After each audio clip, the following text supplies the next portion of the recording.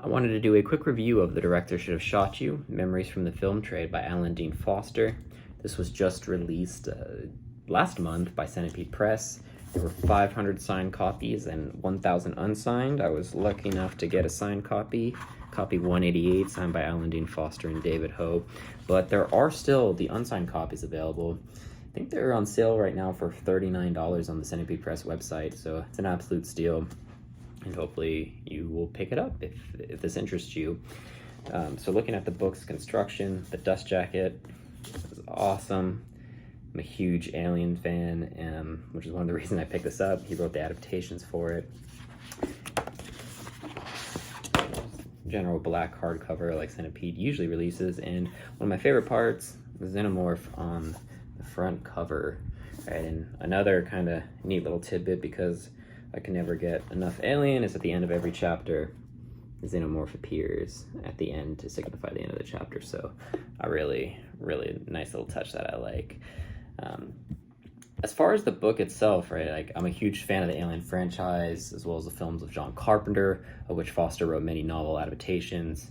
He did adaptations of Star Wars, Clash of the Titans, Transformers, Chronicles of Riddick, just all these great films and franchises, as well as some video games, early video games that he wrote. And as far as the book itself and the content, there's so much to dive into, and it's a really quick and easy read. The chapters are short, and the stories about the films or games that I wasn't particularly interested in were still engaging. And as you go throughout, this is just really lavishly illustrated, and photographed as well. The printed end papers, which I'm a huge sucker for. And there's just some great movie posters, right, included throughout. Kroll, which is not a particularly good movie, as Foster mentions, but it's just really, really great to see. Centipede Press really did a great job on this. And I mean, speaking of even the bad movies that he wrote the adaptations for, one of the things that I loved about Foster's stories is that even then when he's talking about a terrible movie that he had to write an adaptation about, he makes sure he points out the good things. So he never comes across as bitter or jaded, and it made me want to watch or rewatch some of those bad movies just so I can look at the great acting or score or sound effects.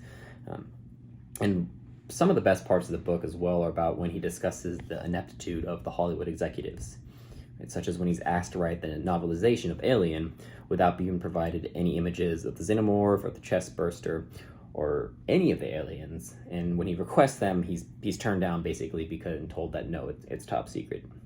Or when he points out basic scientific errors in the sci-fi films, he gets told, hey, don't worry about it because they all look good on camera. Right, so just again, this really, like, if you're interested in films or writing, novel adaptations, science fiction, fantasy, video games, this book is a must-have. Yeah, so again, just want to do a quick little review. Hopefully if this interests you, you'll get it, and I'll see you next time.